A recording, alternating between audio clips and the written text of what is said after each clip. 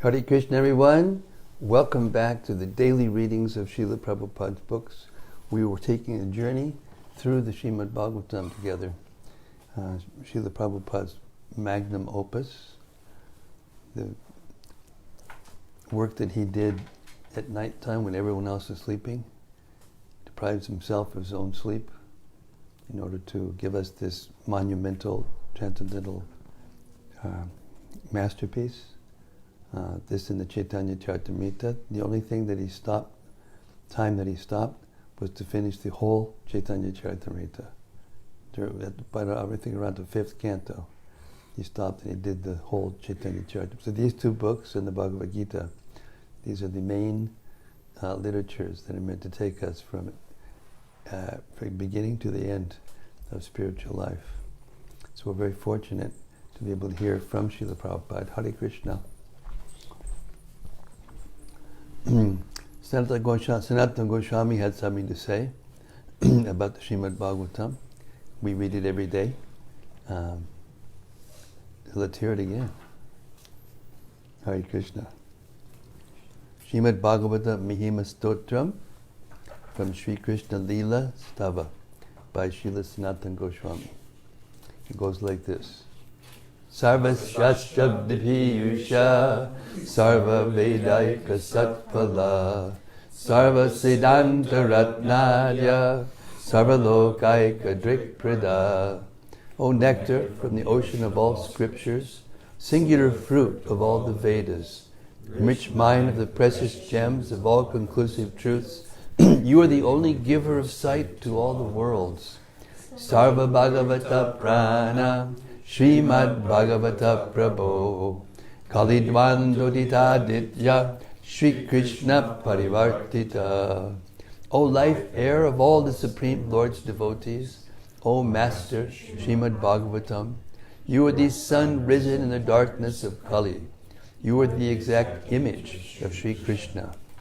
Paramananda Pataya Prema Varshaksharayate Sarvada Sarvasevyaya Shri Krishnaya Namostume. I bow down to you who are supremely blissful to read. Your every syllable pours down a flood of prema. You can always be served by everyone. You are Shri Krishna himself. Madeka Bando Matsangin Madguru Man Mahadana Man Nistad Madbhagya Mad Ananda Namostute.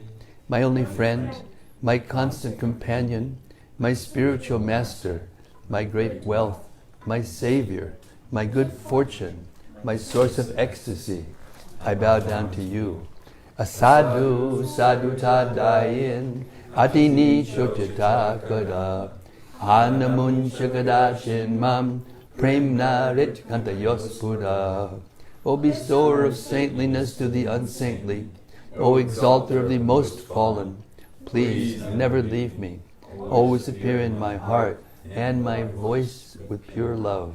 Om Namo Bhagavate Vasudevaya. Om Namo Bhagavate Vasudevaya. Om Namo Bhagavate Vasudevaya.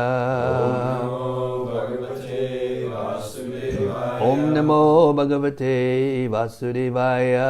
Om Namo Bhagavate Vasudevaya. So we've reached the 16th chapter of the 6th canto of Srimad-Bhagavatam, continuing the saga of Vritrasura actually, and now we're hearing the details of how he became Vritrasura, and we're right in the middle of the story of Citraketu, and this chapter is entitled King Citraketu Meets the Supreme Lord. As related in this chapter, Citraketu was able to talk with his dead son and hear from him the truth of life. When Citraketu was appeased, the great sage Narada gave him a mantra, and by chanting this mantra, Citraketu found shelter at the lotus feet of Sankarshan. The living entity is eternal. Thus, he has neither birth nor death. Nahanyate hanyamane sharire. According to the reactions of one's fruitive activities, one takes birth in various species of life among the birds, beasts, trees, human beings, demigods, and so on, thus rotating through various bodies. For a certain period of time, one receives a particular type of body as a son or father in a false relationship. All our relationships in this material world with friends, relatives, or enemies consist of duality, in which one feels happy and distressed on the basis of illusion. The living entity is actually a spiritual soul who is part and parcel of God and has nothing to do with relationships in the world of duality. Therefore, Narada Muni advised Citraketu not to lament for his so-called dead son.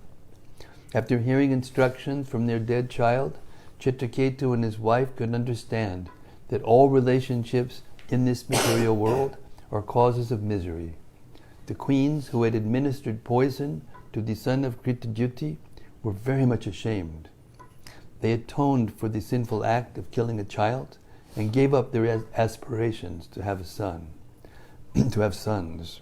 Thereafter, Narada Muni chanted prayers to Narayana, who exists as Chaturvyuha, and instructed Citraketu about the Supreme Lord, who creates, maintains, and annihilates everything, and who is the master of the material nature.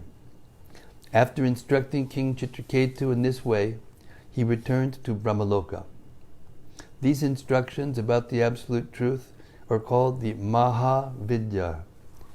After being initiated by Narada Muni, King Citraketu chanted the Mahavidya, and after 1 week he attained the presence of Lord Sankarshan, who was surrounded by the 4 Kumaras. The Lord was nicely dressed in bluish garments, with a helmet and ornaments of gold. His face appeared very happy.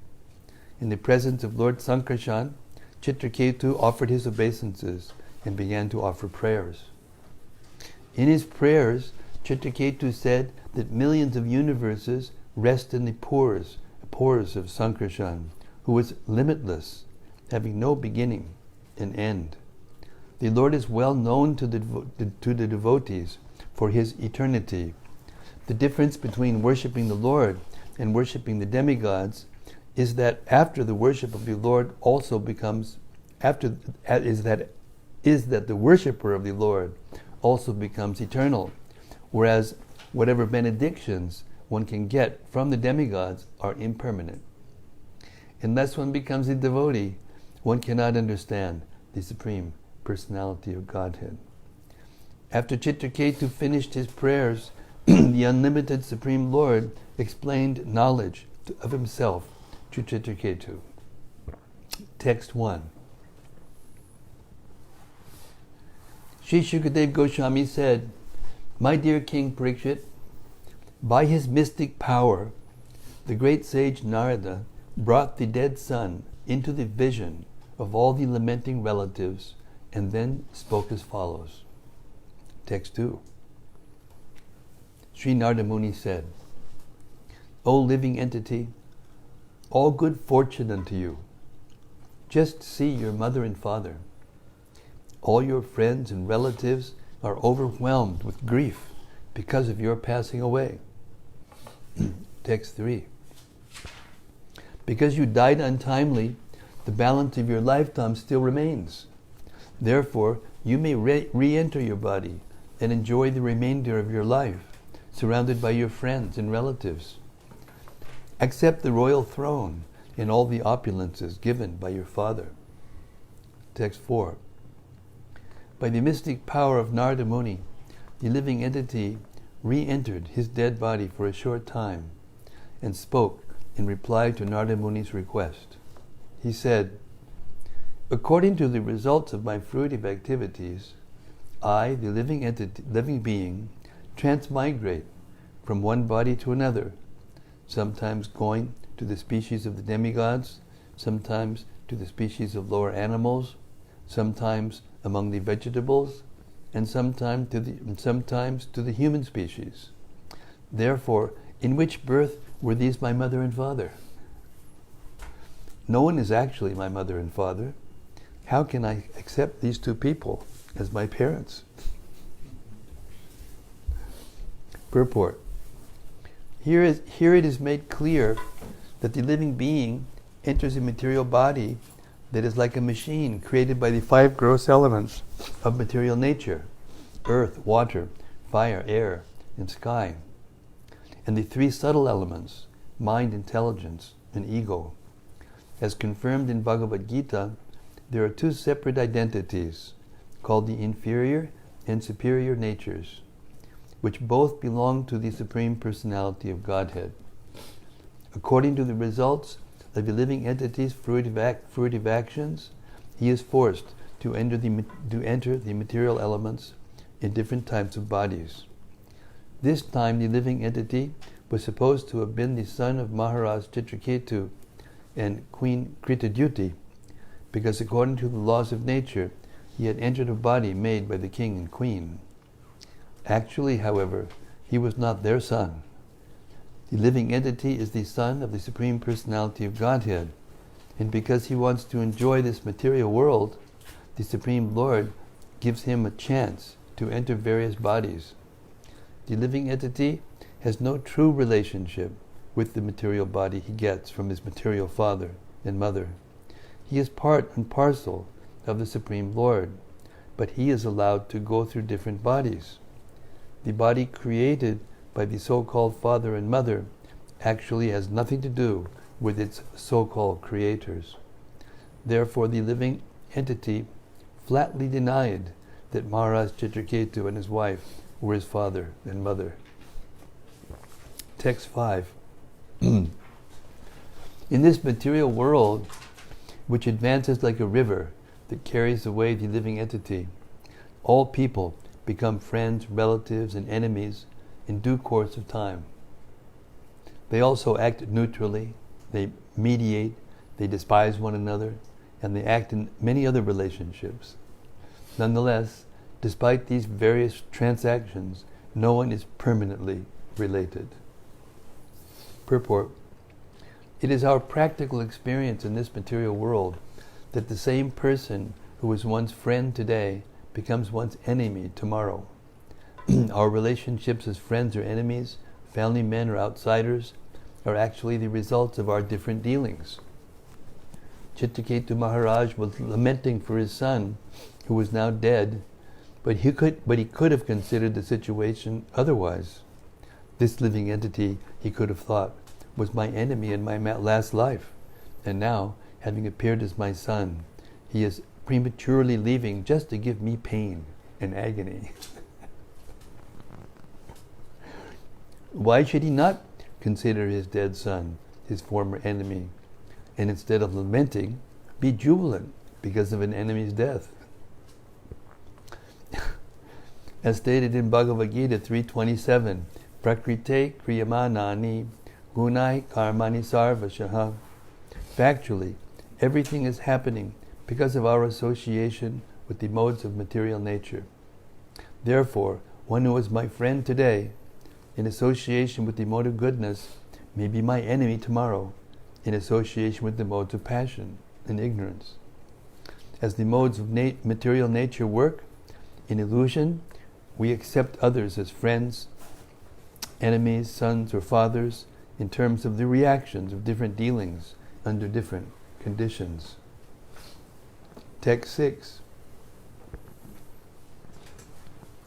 Just as gold and other commodities are continually transferred from one place to another in due course of purchase and sale, so the living entity, as a result of his fruitive activities, wanders throughout the entire universe, being injected into various bodies in different species of life by one kind of father after another.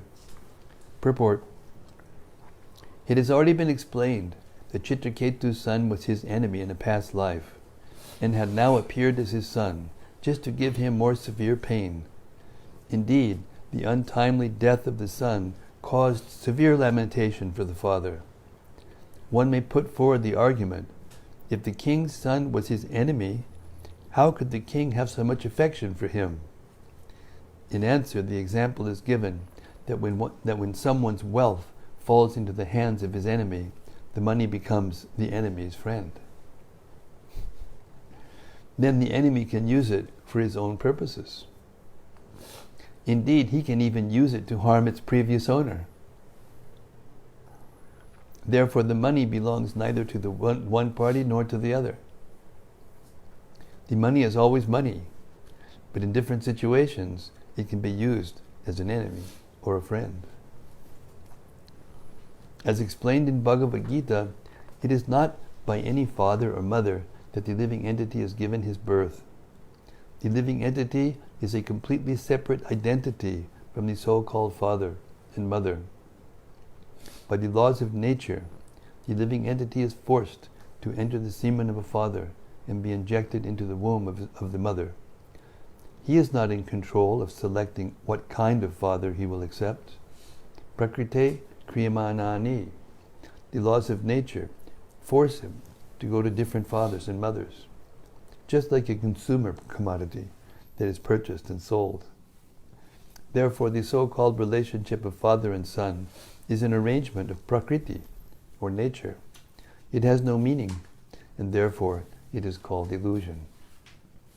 The same living entity sometimes takes shelter of an animal father and mother, and sometimes a human father and mother.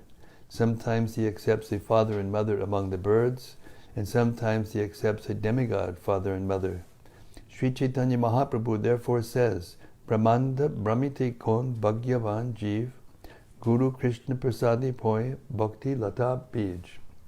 Harassed life after life by the laws of nature, the living entity wanders throughout the entire universe in different plants and different species of life.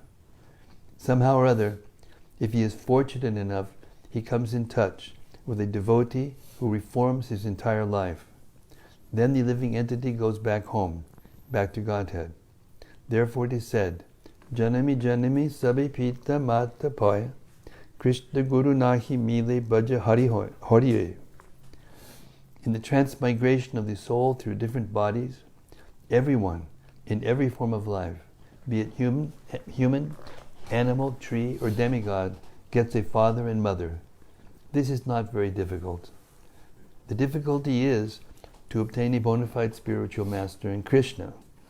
Therefore, the duty of a human being is to capture the opportunity to come in touch with Krishna's representative, the bona fide spiritual master. Under the guidance of the spiritual master, the spiritual father, one can return home, back to Godhead. Text 7. A few living entities are born in the human species, and others are born as animals. Although both are living entities, their relationships are impermanent.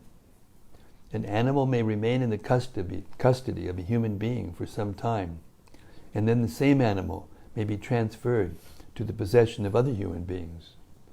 As soon as the animal goes away, the former proprietor no longer has a sense of ownership. As long as the animal is in his possession, he certainly has affinity for it, but as soon as the animal is sold, the affinity is lost. Purport. Aside from the fact that the soul transmigrates from one body to another, even in this life, the relationships between living entities are impermanent, as exemplified in this verse. The son of Citraketu was named Harsha Shoka, or jubilation and lamentation. The living entity is certainly eternal, but because he is covered by a temporary dress, the body, his eternity is not observed. Dehi nosmin yata dehe komaram jovanam jara. The embodied soul continually passes in this body, from boyhood to youth to old age. Thus the bodily dress is impermanent. The living entity, however, is permanent. As an animal is transferred from one owner to another, the living entity, who is the son of Citraketu, lived as his son for some time, but as soon as he was transferred to another body, the affectionate relationship was broken. As stated in the example given in the previous verse, When one has a commodity in his hands, he considers it his, but as soon as it is transferred, it becomes someone else's commodity. Then, one no longer has a relationship with it. He has no affection for it, nor does he lament for it. Text 8. Even though one living entity becomes connected with another because of a relationship based on bodies that are perishable, the living entity is eternal. Actually, it is the body that is born or lost, not the living entity. One should not accept that the living entity takes birth or dies. The living being actually has no relationship with so-called fathers and mothers. As long as he appears as the son of a certain father and mother, as a result of his past fruitive activities, he has no connection with the body given by that father and mother. Thus he falsely accepts himself as their son and acts affectionately. After he dies, however, the relationship is finished. Under these circumstances, one should not be falsely involved with jubilation and lamentation. Purport: when the living entity lives within the material body, he falsely thinks that he is the body, although actually he is not. His relationship with his body and his so-called father and mother are false, illusory conceptions. These illusions continue as long as one is not enlightened about the situation of the living entity. Text 9. The living entity is eternal and imperishable because he actually has no beginning and no end. He never takes birth or dies. He is the basic principle of all types of bodies, yet he does not belong to the bodily category. The living entity is so sublime that he is equal in quality to the Supreme Lord. Nonetheless, because he is extremely small, he is prone to be illusioned by the external energy, and thus he creates various bodies for himself according to his different dresses. Purport: in this verse, the philosophy of Achintya Bheda Bheda, simultaneous one indifference, is described. The living entity is eternal, nitya, like the Supreme Personality of Godhead, but the difference is that the Supreme Lord is the greatest, no one being equal to or greater than him, whereas the living entity is sukshma, or extremely small. The Shastra describes that the magnitude of the living entity is 1/10,000th the size of the tip of a hair. The Supreme Lord is all-pervading, andantadasta paramanu chayantadastam. Relatively, if the living entity is accepted as the smallest, there should naturally be inquiry about the greatest. The greatest is the Supreme Personality of Godhead, and the smallest is the living entity. Another peculiar characteristic of the jiva is that he becomes covered by maya. Atma maya gunai. He is prone to being covered by the Supreme Lord's illusory energy. The living entity is responsible for his conditional life in the material world, and therefore he is described as Prabhu, the Master. If he likes, he can come to this material world, and if he likes, he can return home, back to Godhead. Because he wants to enjoy this material world, the Supreme Personality of Godhead gave him a material body through the agency of the material energy. As the Lord himself says in Bhagavad Gita 18:61, Ishwarak sarvabhutanam riddhisharjuna brahmiyan sarvabhutani yantra rudani mayaya. The Supreme Lord is situated in everyone's heart, O Arjuna, and is directing the wanderings of all living entities who are seated as on a machine made of the material energy. The Supreme Lord gives the living entity a chance to enjoy in this material world as he desires, but he openly expresses his own desire that the living entity give up all material aspirations, fully surrender unto him, and return home, back to Godhead. The living entity is the smallest, sukshma. Jiva Goswami says in this connection that the living entity within the body is extremely difficult for materialistic scientists to find, although we understand from authorities that the living entity is within the body. The body is different from the living entity. Text 10.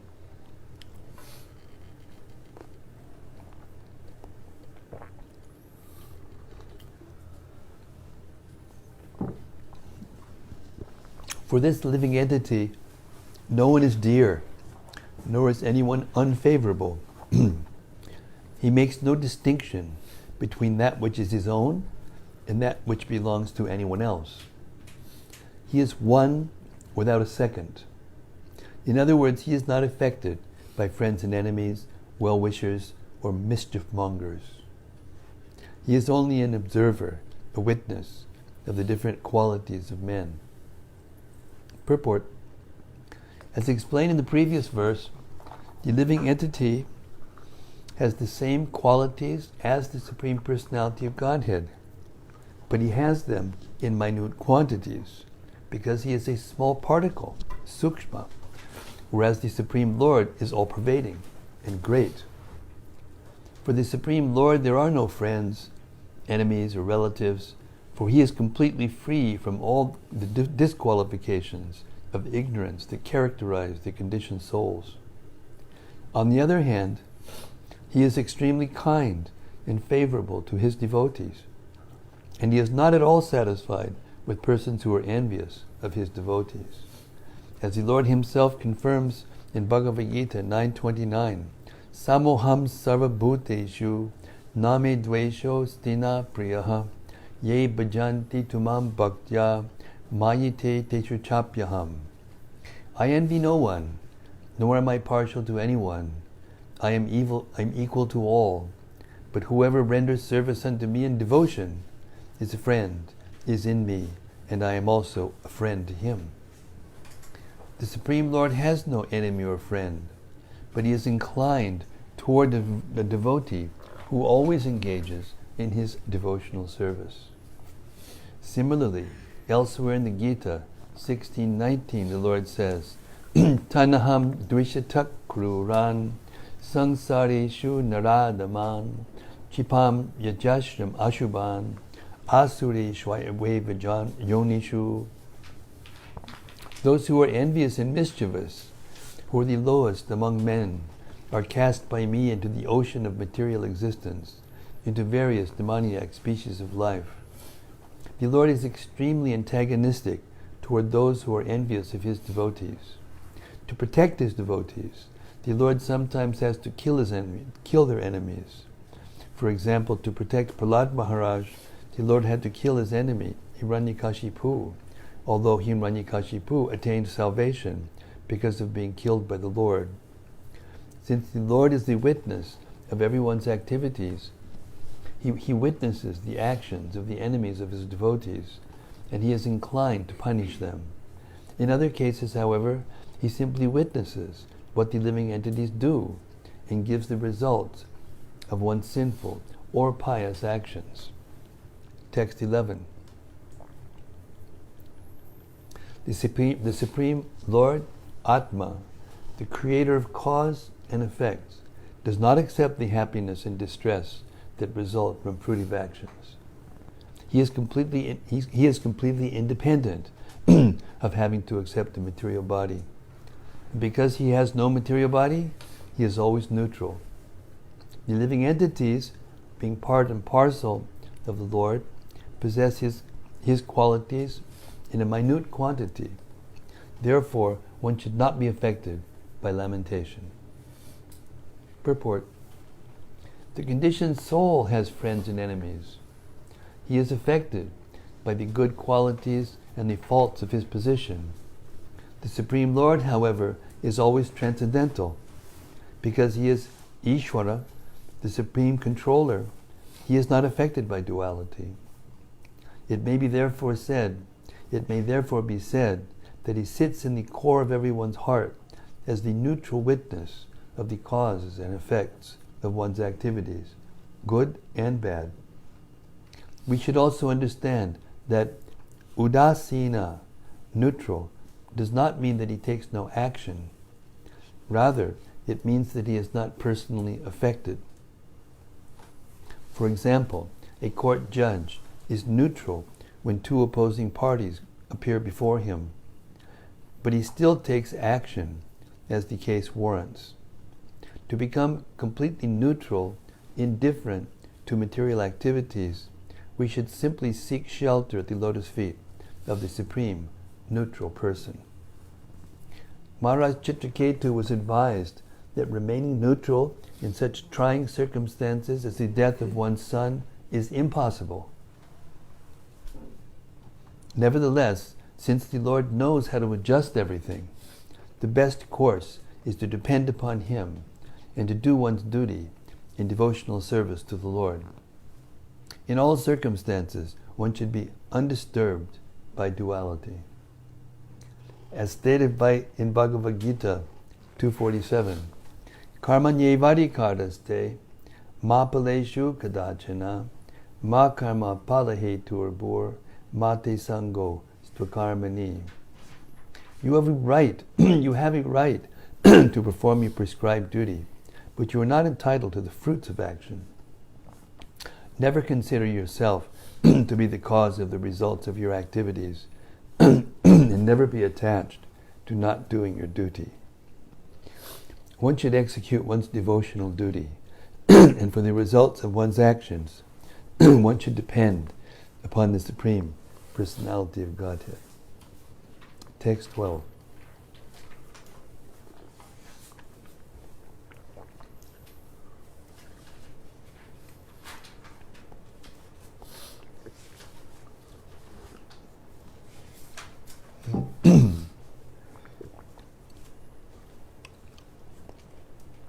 Sri Shukadev Goswami continued, when the conditioned soul, Jiva, in the form of Maharaj Citraketu's son, had spoken in this way and then left, Citraketu and the other relatives of the dead son were all astonished.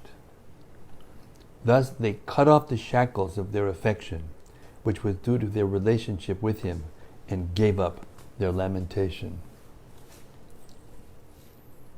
13.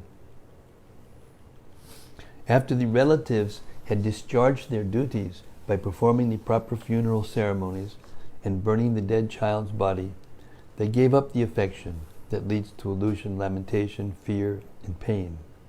Such affection is undoubtedly difficult to give up, but they gave it up. They gave it up very easily. Text 14. Queen Kritayuti's co-wives, who had poisoned the child, were very much ashamed, and they lost all their bodily luster. While lamenting, O king, they remembered the instructions of Angira and gave up their ambition to bear children. Following the directions of the Brahmanas, they went to the bank of the Yamuna, where they bathed and atoned for their sinful activities. Purport. In this verse, the word Bala Hatya Hataprabha is to be particularly noted.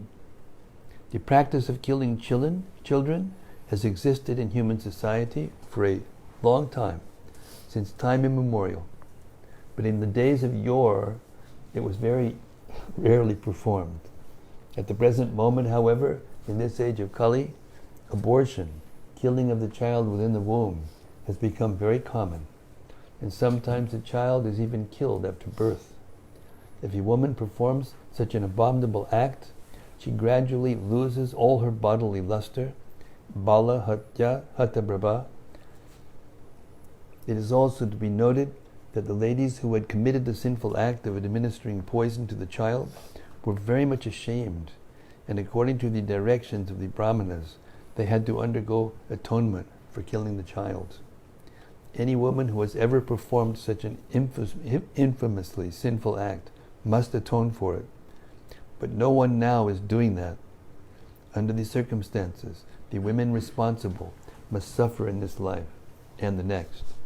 Those who are sincere souls, after hearing this incident, should refrain from such child killing and should atone for their sinful activities by taking to Krishna consciousness very seriously. If one chants the Hare Krishna Maha Mantra without offenses, all of one's sinful actions are surely atoned for immediately. But one should not commit such deeds again, for that is an offense. Text 15. Thus enlightened by the instructions of the Brahmanas, Angira and Narada, King Citraketu became fully aware of spiritual knowledge. As an elephant becomes free from a muddy reservoir of water, King Citraketu came out of the dark well of family life. Text 16.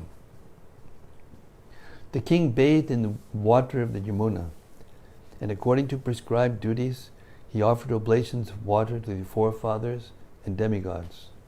Very gravely controlling his senses and mind, he then offered his respects and obeisances to the sons of Lord Brahma, Angira and Narada. Text 17. Thereafter, being very much pleased with Citraketu, who was a self-controlled devotee and surrendered soul, Narada, the most powerful sage, spoke to him the following transcendental instructions. 18 and 19. Narada gave Citraketu the following mantra. O Lord, O Supreme Personality of Godhead, who are addressed by the Omkara, Pranava, I offer my respectful obeisances unto you. O Lord Vasudeva, I meditate upon you. O Lord Pradyumna, Lord Aniruddha, and Lord Sankarshan, I offer you my respectful obeisances. O reservoir of spiritual potency, O supreme bliss, I offer my respectful obeisances unto you, who are self-sufficient and most peaceful. O ultimate truth, one without a second, you are realized as Brahman, Paramatma, and Bhagavan, and are therefore the reservoir of all knowledge. I offer my respectful obeisances unto you. Purport. In Bhagavad Gita, Krishna says that he is Pranavak Sarvavedeshu, the syllable Om in the Vedic mantras. In transcendental knowledge, the Lord is addressed as Pranava Omkara, which is a symbolic representation of the Lord in sound. Om Namo Bhagavate Vasudevaya. Vasudeva, who is an expansion of Narayana, expands himself as Pradyumna, Aniruddha, and Sankarshan. From Sankarshan comes a second Narayana expansion, and from this Narayana comes further expansions of Vasudeva, Pradyumna, Sankarshan, and Aniruddha. The Sankarshan in this group is the original cause of the three Purushas, namely Karnadakashaya Vishnu, Garbhodakashaya Vishnu, and Chirodakashaya Vishnu. Chirodakashaya Vishnu is situated in every universe in a special planet called Shvetadweep. This is confirmed in the Brahma Samhita. Andantarasta. The word Anda means this universe. Within this universe is a planet called Shvetadweep, where Chirodakashaya Vishnu is situated. From him come all the incarnations within this universe. As confirmed in the Brahma Samhita, all these forms of the Supreme Personality of Godhead are Advaita, non-different, and they are also Achyuta, infallible. They do not fall down like the conditioned souls. The ordinary living entity is prone to falling into the clutches of Maya, but the Supreme Lord, in his different incarnations and forms, is Achyuta, infallible. Therefore, his body is different from the material body possessed by the conditioned soul. The word matra is explained in the Medini dictionary as follows. Matra karna vibhushayam vitimane parichade. The word matra, in its different imports, is used to indicate the decoration of the ear, possession, respect, and the possession of a covering. As stated in Bhagavad Gita 2.14, Matra sparshas tu konteya, shitoshna, shukadukada, agama payino nityas, tongue statikshas sabharata.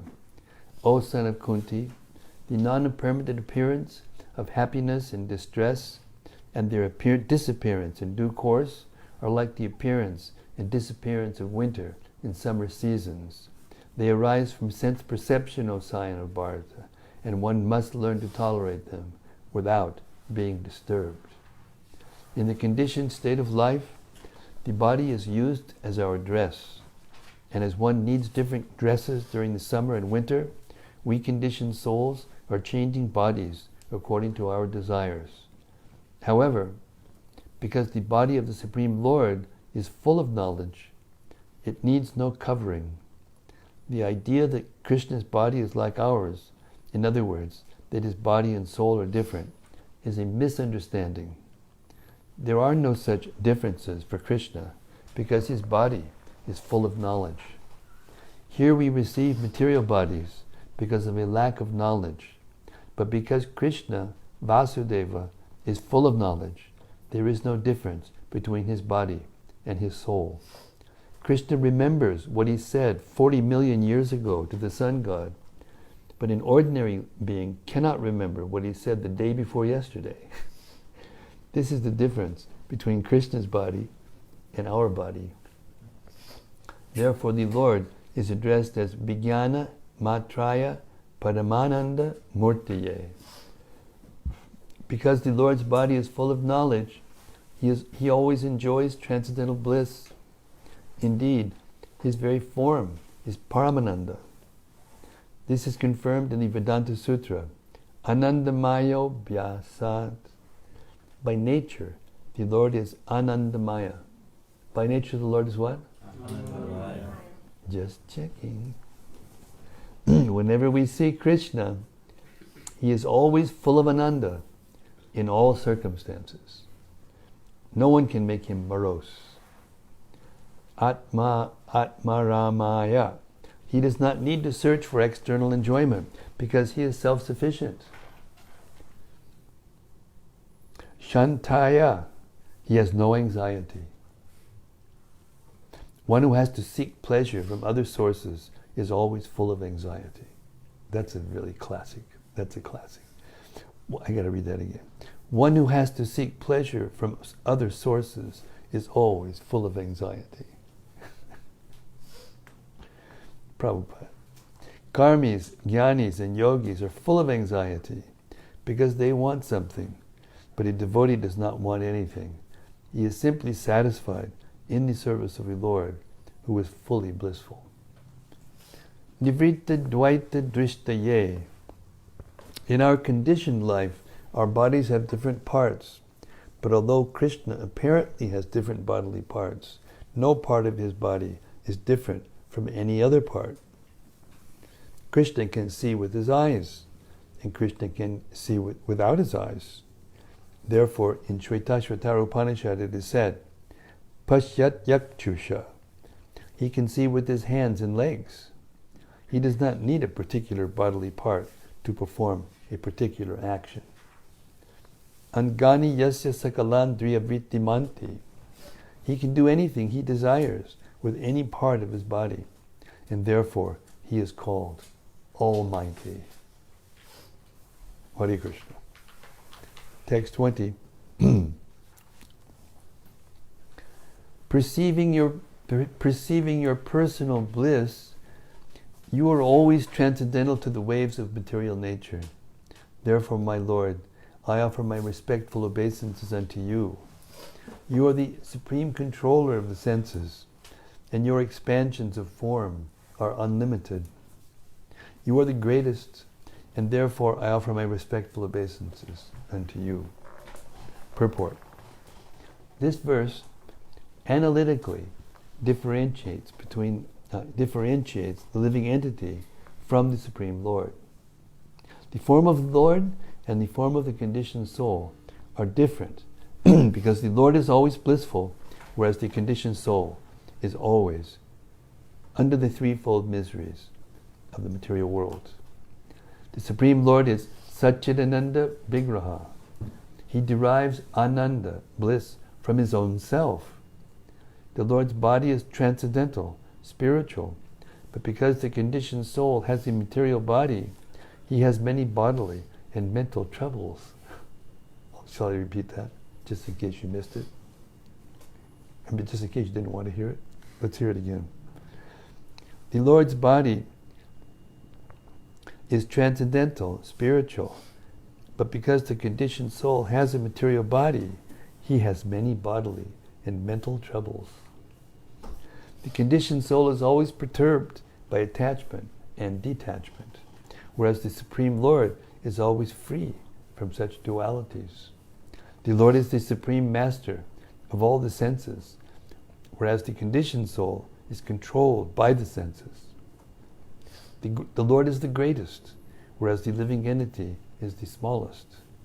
The living entity is conditioned by the waves of material nature, but the Supreme Lord is transcendental to all actions and reactions. The expansions of the Supreme Lord's body are innumerable: Advaitam, Achyutam, Anadim, Anantarupam. But the conditioned soul is limited to only one form. From history, we learn that a conditioned soul, by mystic power, can sometimes expand into 8 forms. But the Lord's bodily expansions are unlimited.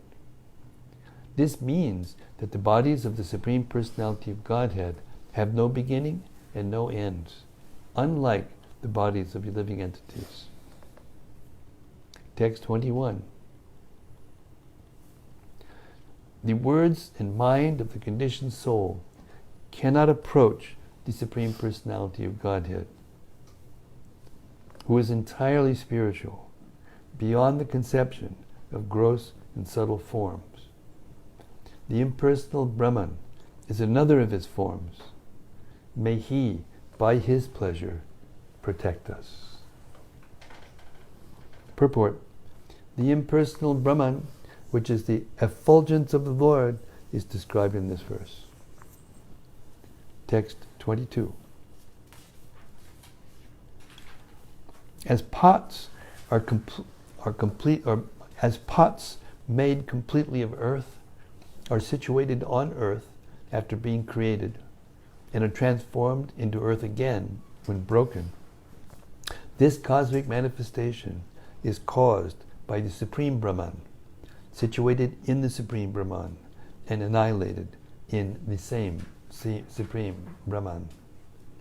Therefore, since the Supreme Lord is the cause of Brahman, let us offer him our respectful obeisances. Purport. The Supreme Lord is the cause of the cosmic manifestation. He maintains it after creation, and after annihilation, the Lord is the reservoir of everything. Text 23. The Supreme Brahman emanates from the Supreme Personality of Godhead and expands like the sky. Although untouched by anything material, it exists within and without. Nonetheless, the mind, intelligence, senses, and living force can neither touch him nor know him. I offer unto him my respectful obeisances. 24. As iron has the power to burn when made red hot in the association of fire, so the body, senses, living force, mind, and intelligence, although merely lumps of matter, can function in their activities when infused with a particle of consciousness by the Supreme Personality of Godhead. As iron cannot burn unless heated by fire, the bodily senses cannot act unless favored by the Supreme Brahman. Purport. Red hot iron can burn, but it cannot burn the original fire. Let me read that one again. Red hot iron can burn, but it cannot burn the original fire. Red-hot iron can burn, but it cannot burn the original fire. Therefore, the consciousness of the small particle of Brahman is fully dependent on the power of the Supreme Brahman. In Bhagavad Gita, the Lord says, Mattak smritir jnanam apavanam cha. From me, the conditioned soul receives memory, knowledge, and forgetfulness. The power for activities comes from the Supreme Lord. And when the Lord withdraws this power, the conditioned soul no longer has energy with which to act through its various senses. The body includes 5 knowledge-acquiring senses, 5 active senses, and the mind. But actually, these are merely lumps of matter. I'll read that again. The body includes 5 knowledge-acquiring senses, 5 active senses, and the mind. But actually, these are merely lumps of matter. For example, the brain is nothing but matter. But when electrified by the energy of the Supreme Personality of Godhead, the brain can act. The brain can act while we are awake, just as iron can burn when made red hot by the influence of fire. The brain can act while we are awake, or even while we are dreaming. But when we are fast asleep or unconscious, the brain is inactive. Since the brain is a lump of matter, it does not have independent power with which to act. It can act only when favored by the influence of the Supreme Personality of Godhead, who is Brahman, or Para Brahman. This is the way to understand how the Supreme Brahman, Krishna, is present everywhere. Just as the sunshine is present because of the sun god in the sun globe. The Supreme Lord is called Rishikesha. He is the only conductor of the senses. Unless empowered by his energy, our senses cannot act. In other words, he is the only seer, the only worker, the only listener, and the only active principle or supreme controller.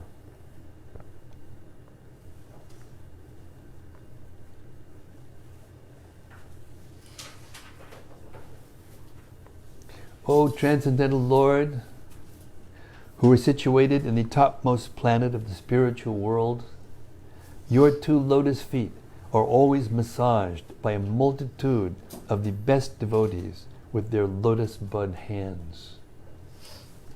You are the Supreme Personality of Godhead, complete in 6 opulences.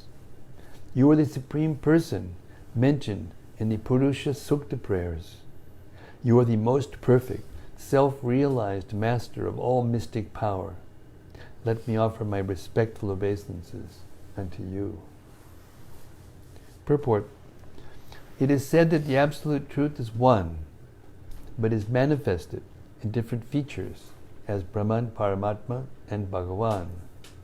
The previous verses described the Brahman and Paramatma features of the Absolute Truth. Now this prayer is offered in Bhakti Yoga to the Absolute Supreme Person. The words used in this regard are Sakala Sattvata Parivrida. The word Sattvata means devotees, and Sakala means altogether. The devotees who also have lotus feet serve the lotus feet of the Lord with their lotus hands. The devotees may sometimes not be competent to serve the lotus feet of the Lord, and therefore the Lord is addressed as Parama Parameshtin. He is the Supreme Person, yet he is very kind to the devotees. No one is competent to serve the Lord, but even if a devotee is not competent, the merciful Lord accepts the humble attempt of the devotee. And that will end with that. I'll read it again. No one is competent to serve the Lord, but even a devotee who is not competent But even if a devotee is not competent, the merciful Lord accepts the humble attempt of the devotee. Hare Krishna. And that is the source of real pleasure. That's it. The pleasure that comes from anything else, phantasmagoria. Got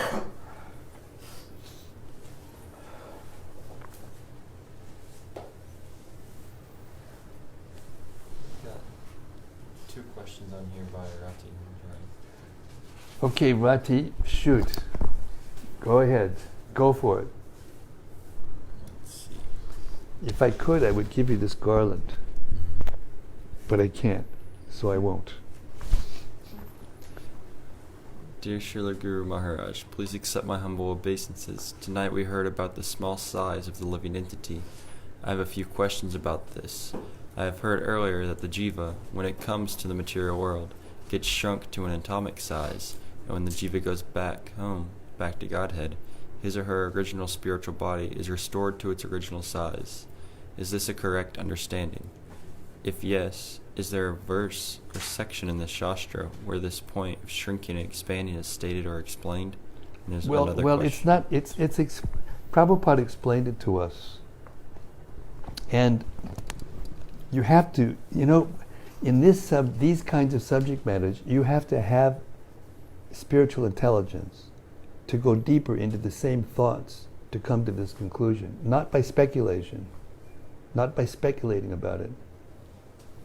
Prabhupada explained that just like we heard in these verses, the body, the senses, the mind, the brain, what are they? Lumps of matter. They're lumps of matter. And they're infused by what? Particle of consciousness. That's the word that was used, the particle of consciousness. So, in other words, to be frank and direct, the eyes can't see on their own. And inside the brain, there's no form of what we're seeing. Think about it. There's electrical impulses, but if somehow or other you could look inside the brain, you wouldn't see, what I'm seeing outside. It's not like that. This means that the soul has to have a form. And that form has to have all these parts. Otherwise, we couldn't perceive the things we perceive.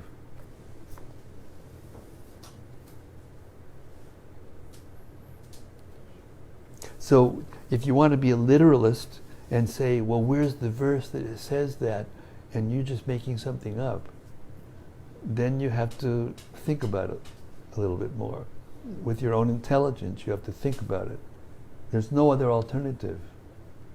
The soul has a form, and that form is very small in this material world. And when the soul goes back to the spiritual world, it's as if it wakes up from a dream. That's another thing that is stated in the Shastras, and the Prabhupada told us also. It's like we wake up from a dream. And there we are with our form.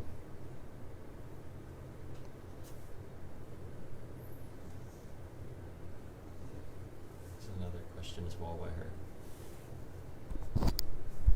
her. First of all, is that clear? Okay, go ahead. Sorry. One other question I have about this is there a particular reason why the living entities are made so small? Is it a type of punishment, or I'm really intrigued by this? Well, you can't understand this in the same way that you can understand things here in this material world, because we don't have the capacity to understand everything, every single little detail. I know this may seem like circular reasoning. I'm not trying to play a riddle or, play a game with you.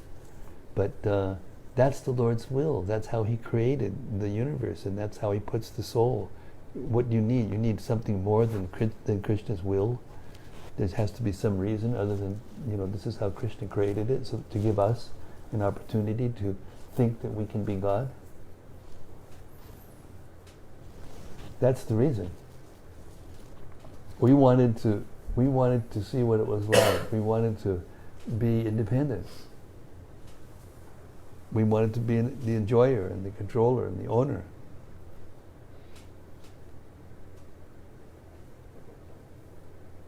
That's the reason.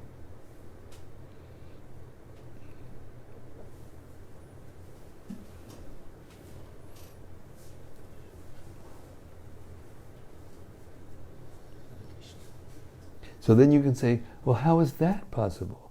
Just look at yourself, look at around you, and see how the soul has inconceivable energy.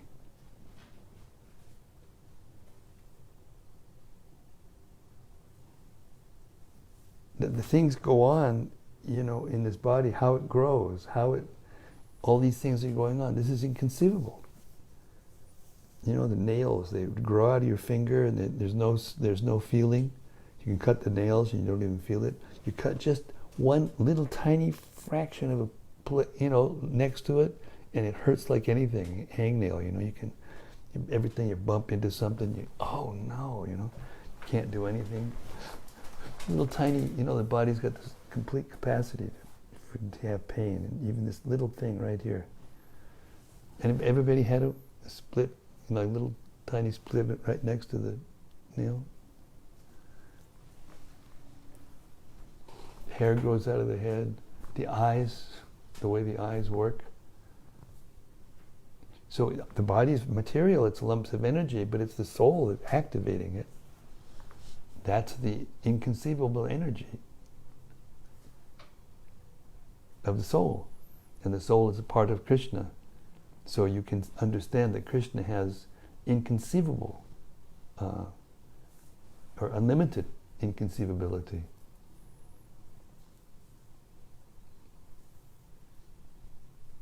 Am I confusing? Am I making everybody confused, creating chaos over here?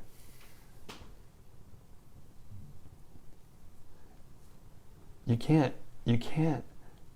figure it out, and you can't get there with your own reasoning and logic and intelligence.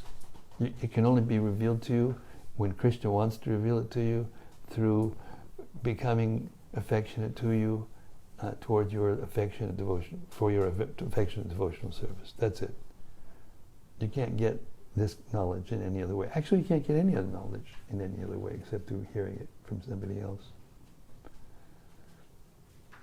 And anything you think that you can research and get something new, it was already there. You just discovered it. It was already there. You may put your name on it, make it a law that's now yours, because nobody else saw it before.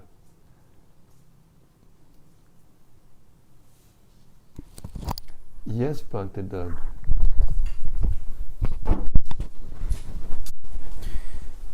Hare Krishna Maharaj. Hare Krishna Bhakti Doug. This is more of a reflection than a question. I just thought it was... Oh boy, please keep the reflections coming on, I'm off the hot seat as soon as we start to reflect, I just thought it was really, really significant how Angira Rishi, how he actually fulfilled the desire of King Citraketu, but in a way that he actually destroyed his attachment to having that son. It's like he went through all this misery, and only after he was through all that lamentation, even to the point where he was like cursing God for doing this to him, then he was able to actually like hear the real spiritual knowledge and actually be like, oh, okay. And who did he hear it from? Well, the living entity. From his son. Yeah, his own son. That was the thing that amazed me. He got it from the son. It just makes me think about how attached we are as souls to some of these temporary things that actually those sages, those exalted devotees, sometimes I guess they know that the only way to break us free from those things is to actually have us go through that and that suffering. That's what the material world is. That's the purpose of the material world.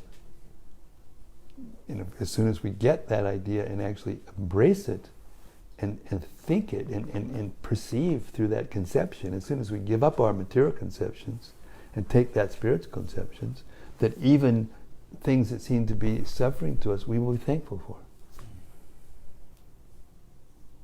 So kind. He's given me this difficulty or this suffering or whatever, this mental whatever, so that I won't, want to stay here. That I won't stay here forever. I'll be able to get out of this place and go back to Him.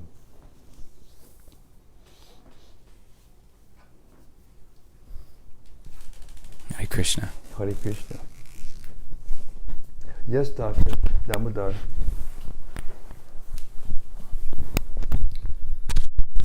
I have a question, Maharaj, on what Dr. Prabhu just mentioned. After the departure of a soul or a relative, here we are seeing King Citraketu lost his son, and in Mahabharata we have heard the stories of Arjuna lamenting after Abhimanyu's departure. In practical life, we come across the people who lost their loved ones and lament. That's natural.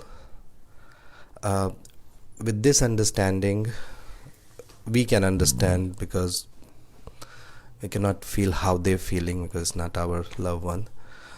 What is the right time and the way to console them once they gone through these kind of losses? Well, first of all, there's a reason for the lamentation after loss, that grief. It has a purpose. It's a process. It's a natural process. Like you said, it's natural. It's not that detachment means you don't feel affection for anybody, and not that you're like a stone. You don't. That's not what detachment is. You're like a stone. It's natural to feel attachment for your family members and friends and loved ones and even country and all those things. It's natural.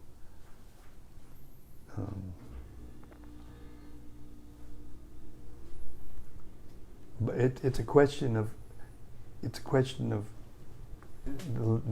the grief has to go, and then after the grief, just like when you go to a funeral, you go to a cremation ground, then then you take, after they've been there and they've looked at it and they've cried, then you talk to them a little bit, and they're much more open to hearing spiritual concepts during that time. There's even a verse about this, So it's the same principle here. So it's not a mechanical science. It's not a mechanistic science. It's not that. Well, there's a rule now. If you let them lament for 3 minutes and 45 seconds, and then you can, it's just like you should take sannyas at 50. You have to take sannyas at 50. So you're waiting there on your watch. Okay, that's it. I'm 50. I'm gone. And wait a second. You can't. It's not like that. I mean, it can be like that, but that's not what is intended. So it's different for each person. The amount of time that each person needs, depending on the level or the degree or the intensity of the attachment, it may take more time. But the purpose of that shock of losing some loved one, can give them sometimes some spiritual inclination or spiritual, vision. Hey, Prabhupada always used to use the example, they're lamenting for the loss of their son or daughter or mother or wife or husband or whatever, grandfather, but the body's laying right there in the bed. At the moment the soul leaves, the body's there. So why are you lamenting? We are engrossed in material conception. The material energy is very powerful, and the reason we become very small, by Krishna's will, is it so that we will become attached enough to the ability to be attached enough to the material energy, which is very great compared to us, so that we can feel separate, because we can go through the motions of thinking that we're independent, that thinking we're great, and thinking we're whatever.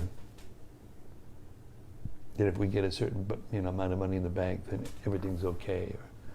Or, I get a particularly beautiful wife and everything's okay, and particularly affectionate friends and everything's okay. But these things won't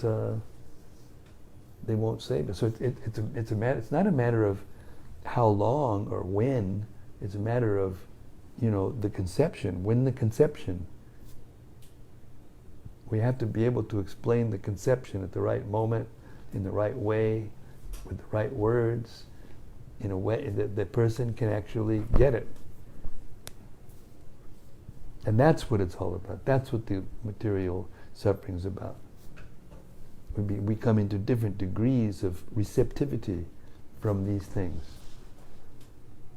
And if we're in knowledge, and we happen to be at the right time in the right place when somebody is in that position, then, you can help the person to see, change his conception from material to spiritual.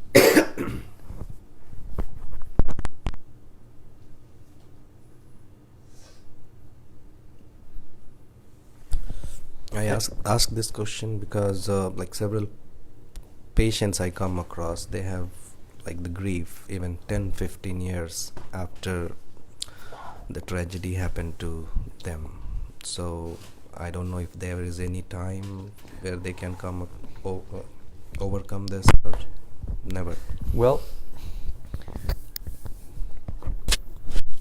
that comes into the realm of, what can we do about it, and if anybody can do anything about it.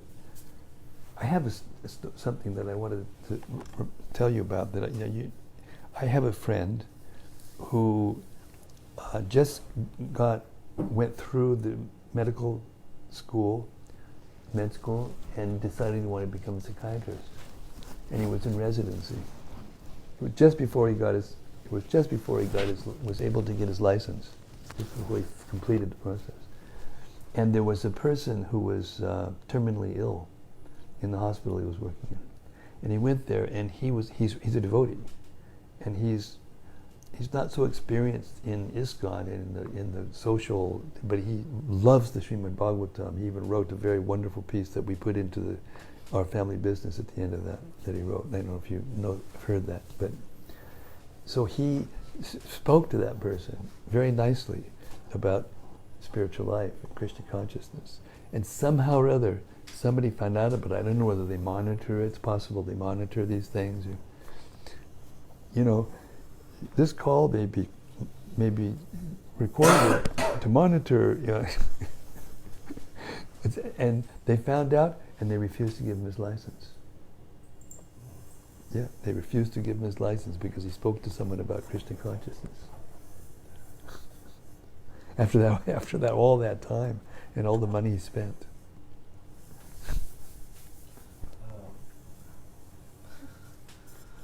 Unusual case. Well, it's like it says in these purports, each one of us has a unique set of circumstances. We have a unique degree of conditioning, and a unique species of conditioning, I guess you could say. Every single one of us is different, and that is the inconceivable nature of the soul, that each one of his body is different. It's inconceivable. How there isn't one body that's just exactly the same out of all the trillions of bodies there are. It's amazing. So if we can be amazed as we are amazed like that, are we as amazed as we are how we can do something. You see different devotees or different people do different things that are very wonderful, And you can look at that person can jump so high, or they can do this or do that, or play. You see a person playing the piano, and I was a musician, but I never could get this, And they're playing one thing over here, another thing over here, and and I'm just saying, if this isn't the inconceivable nature of the soul, I don't know what is, So if you understand the inconceivable nature of the living being, and you just extrapolate spiritually, then you can understand a little. You can't understand everything about Krishna, it's not possible, but you can understand enough to understand how wonderful he must be. No, this is the knowledge that can take us off of those platforms. And the receptivity of the person, every single person in the universe at every moment in time is getting exactly what they deserve. Not a moment, not a penny more or a penny less.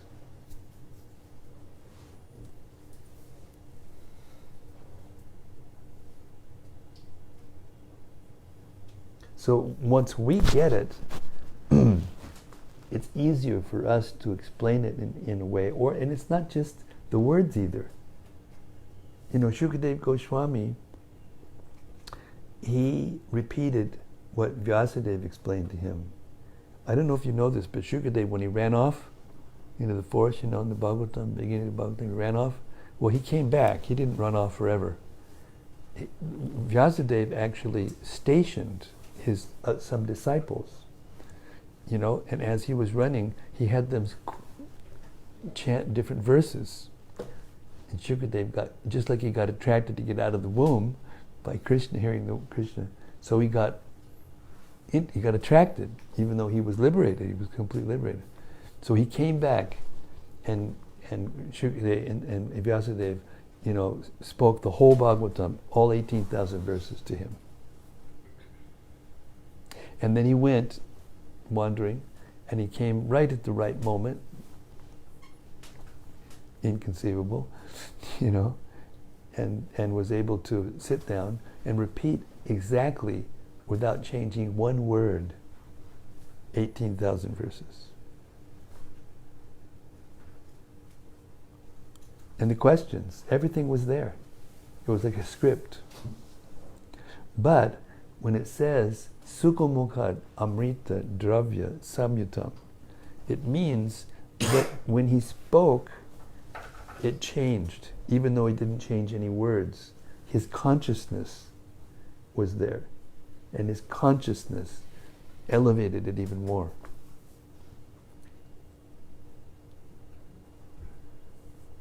So that's a very deep spiritual conception.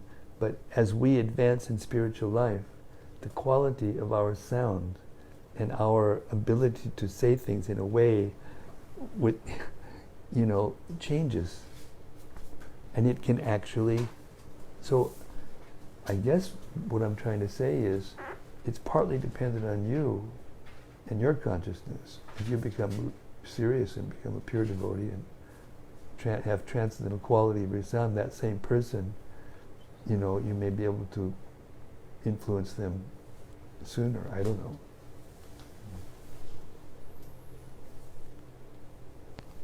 But don't say anything that will get you in trouble for your license. That takes real intelligence.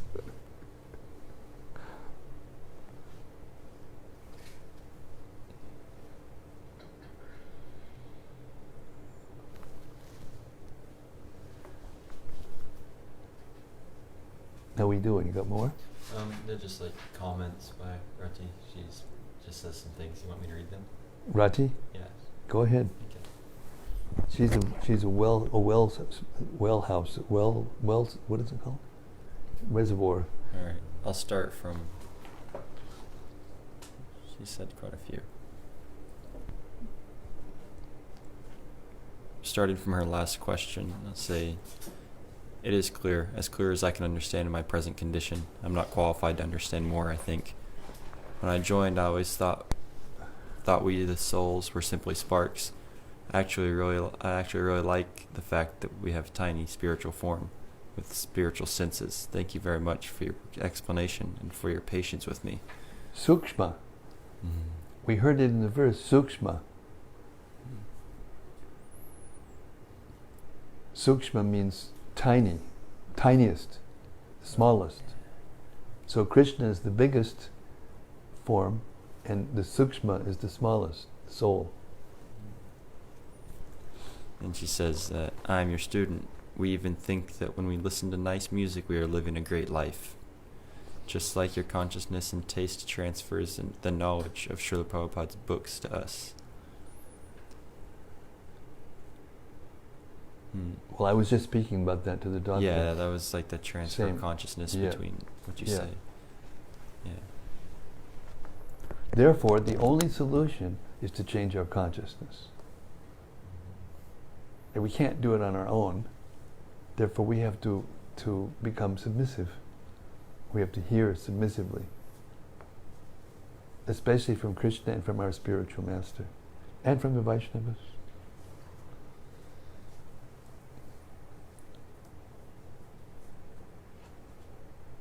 And that pleases Krishna, and therefore Krishna from within the heart gives us these realizations.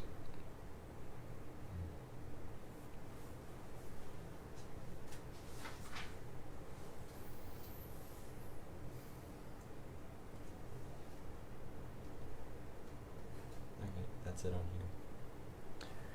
Okay, 6 o'clock on the dot. Hare Krishna. Thank you so much. Thank you for your questions and reflections and realizations. The more reflections, the better.